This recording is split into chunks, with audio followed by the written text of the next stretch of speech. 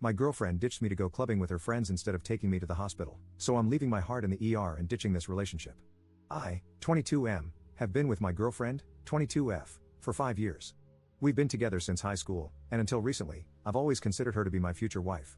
I even bought a ring and was planning on proposing over the coming months, but now I'm not so sure. Last weekend was my girlfriend's best friend's birthday. She and her friends booked a private lounge at a club, and I didn't go since I wasn't invited. I hate clubbing and things associated with that anyway, so I didn't really care. I was actually looking forward to spending an evening alone and just binging Netflix or something.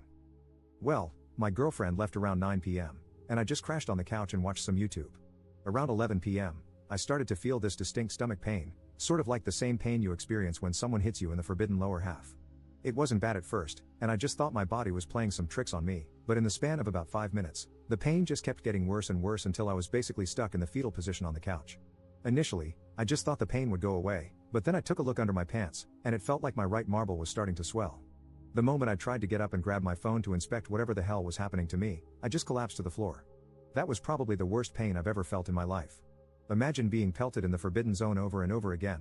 It was like that, constantly. I did manage to crawl to the table next to the couch to get my phone, and I immediately tried calling my girlfriend, but she declined my call. I then texted her that something was wrong and she should come home immediately. The club she went to is like a 5-minute walk from our apartment, so I just put the phone down and started throwing up because of the pain. After throwing up for like a minute, it felt like the pain started to cool down a bit, and I grabbed my phone again, and that's when I saw her response. She just replied with, "What is it?" with the unamused face emoji. I tried calling her again, but as expected, she just declined again. I then texted her that I need to go to the hospital now. She then asked for what, and I just replied with my marbles hurt. I then just dialed emergency services. I explained my situation to the emergency responder, and she asked if there was somebody who could drive me to the hospital, and I stupidly said yes. I thought my girlfriend would be home soon, and she would drive me to the hospital. I felt embarrassed to call an ambulance because my marbles hurt.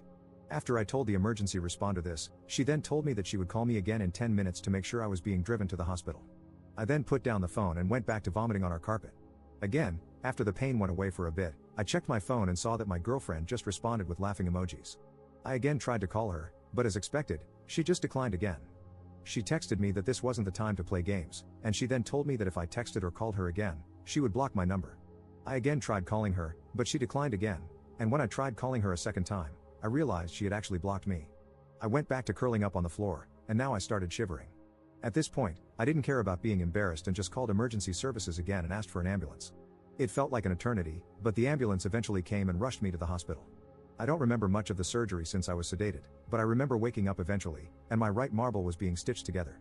The doctor informed me that the cord next to my marbles was twisted, and I was extremely lucky to reach the hospital in time. I could have easily been forced to surgically remove my marble. I checked my phone and saw the missed calls and messages my girlfriend left me. In summary, she came home from clubbing and smelled the vomit in our apartment. When she saw the vomit on our carpet, she got mad and tried searching the apartment to find me. When she realized I wasn't there, only then did it hit her that I was actually being serious. I just texted her which hospital I was staying in and my room number, then went to sleep. I woke up the next morning and saw my girlfriend sleeping on a couch next to my bed. After she woke up, she started overwhelming me with apologies. She thought I was joking, that I was trying to ruin their night, etc. I didn't have the energy to argue, so I just kept quiet. I was beyond hurt by what she did, and I wanted to break up with her right then and there. Why would somebody ignore messages where their partner is begging them to come home? Not only that, she stayed in the club until 3 a.m. and didn't even consider going home to check on me. She did stay with me in the hospital for the remaining 2 days I was admitted there and did take good care of me, but I was still beyond pissed at her. Ever since coming home yesterday, I've been wanting to dump her, but at the same time, I feel like she genuinely thought I was joking and made a mistake. I feel conflicted and don't know how to proceed in this situation. Update 1. First of all, I just want to thank all of you for the amazing support. It's been quite overwhelming, to say the least. Before I get into the update, I would like to clear up some misconceptions brewing in the comment section of my last post. No, I have never pulled any malicious pranks on my girlfriend to get her to come home early from a night out or anything, nor do I have an issue with her going out as long as she doesn't come home at like 6 a.m. And no, I've never blown up her phone like that while she was out with friends. We usually go out together since we share the same friend groups. Here are mine and her messages from WhatsApp as it happened since people thought I just texted her my marbles hurt or something. First, she declined the 2 initial calls I made to her. Then I texted her name, "Please come home, something is wrong." She texted back, "Can't talk right now, what is it?" with the unamused face emoji. I tried calling her again, she doesn't pick up. I need to go to the hospital. What? Cue me frantically calling her 2 more times and her still not picking up. My marbles really hurt, please come home now, something is wrong. She sends back 6 laughing face emojis. I tried calling her again twice after calling emergency services. I swear, don't bother me again or I'm blocking you. Let me freaking enjoy my night out. I tried calling her again twice and got blocked. At this point, the pain was too bad to try anything with her anymore, and I just called an ambulance. Her next message after unblocking me at 2 a.m, "Op, why the hell is there vomit in the living room, and where the hell are you? Why is the front door unlocked if you left somewhere?" She then went into a full mental breakdown as she realized I was serious about going to the hospital and sent over 70 messages afterwards. Yes, it was stupid of me to expect her to drive me to the hospital since she was drinking, but again, in that type of pain, you don't think clearly. I think I needed her more for moral support, and I did it out of pure instinct. Not immediately calling an ambulance was also stupid of me. I was in a lot of pain, but stupidly at the time thought that whatever I was going through would eventually calm down, and driving to the hospital would be better than calling an ambulance. Also, in hindsight, being embarrassed about calling an ambulance over my marbles was definitely also really stupid. The amount of mental gymnastics some of you did in my comments to paint me as some sort of dweeb or emotionally needy person for bothering my girlfriend was truly mind-blowing to me. I promise you if my girlfriend was in my position and I ignored her, none of you would be defending me. Now for the update, thank you to all those who wished me a speedy recovery. I'm doing much better now. Not being able to go to work for the next 3 weeks is definitely a bummer though. I work for my dad's construction company, and my job requires lifting a lot of heavy weights. I'm also prohibited from having any bedroom intimacy for the next 2 to 3 weeks as well. I might have also developed some trauma due to the pain, and I randomly get the same sensation again, and I get super anxious until it goes away. As for me and my girlfriend, it's complicated. As so many of you and my mom told me, 5 years is definitely a long time to throw away without having a proper conversation with her. So I did just that. I told her how hurt I felt by everything and mentioned the following points: her ignoring my messages and declining my calls. Yes, clubs are loud, but where I'm from, there are areas where you can definitely have a conversation over the phone, blocking me after I tried calling her not checking on me once, even though the club she went to is only a 5-minute walk from our apartment, and her being angry about the vomit instead of being concerned. After hearing all that, she got defensive and told me that I could have conveyed my situation better and that she genuinely thought I was joking. She was drunk and wasn't thinking clearly. She also told me that it couldn't have been that painful and I was over-exaggerating.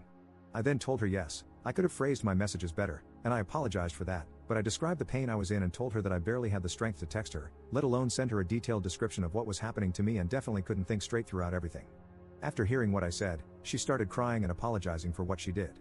She told me if she knew how serious it was, we wouldn't have been having this conversation. She then also apologized for her being mad over the vomit. According to her, she was drunk and tired and was just expressing frustration. I then asked her why she thought I was joking and if she was cheating on me, because this was seriously out of character for her, hence why I immediately trusted her with this. She started crying harder, and she looked like I just slapped her in the face. She told me that she just thought I was being insecure about her being in the club with a bunch of guys, and no, she wasn't cheating on me and would never do something like that. We then hugged for a solid 10 minutes after that. The next part was really hard for me, but I told her I need some space to gather my thoughts and told her she needs to stay with her parents for the time being. She immediately started having a mental breakdown and asked if I was breaking up with her. I told her I wasn't sure and needed time to see if I still trusted her after all of this, and what she did was beyond disrespectful. How could I trust someone with my life after they pulled something like this? I then told her that we are young and this mess was mostly caused by our immaturity. This entire situation was an important life lesson for the both of us regardless of if we stayed together. After begging a bit more, she then put her head down and started packing a few essentials. Before leaving, she told me she would be willing to do anything to make up for this and that I could take as much time as I needed. She then gave me a big kiss and left. That was 2 days ago, and this is where we currently stand. I still give her updates on my healing, but besides that, we don't contact each other. I'm really torn right now. I still don't have that trust in her, but her owning up to her mistake shows that she knows she messed up and is remorseful. This is definitely something out of the ordinary for her, but there will have to be major boundaries and new rules set. I can think of the following. 1. If she blocks me again for whatever reason, she's blocking herself from ever seeing me again. 2. Ignoring my messages will not be tolerated anymore. 3. If she goes out alone again, she has to pick up if I call regardless of the situation. 4. As many of you suggested, having an emergency code like hospital or something would probably have to be implemented. I'm not going to abuse any of these boundaries, but I just want peace of mind knowing that my partner has my best interest at heart even when she is physically not around me, but I don't know. Again, I just want to thank you guys for everything, and this whole experience was definitely an eye-opener for me. Op in the comments. I can't trust her in a situation where I am seriously ill, and that's my biggest concern out of everything. We have been best friends for 12 years, together for 5, and I love her dearly. As it stands now, it's really unlikely that I will get back together with her.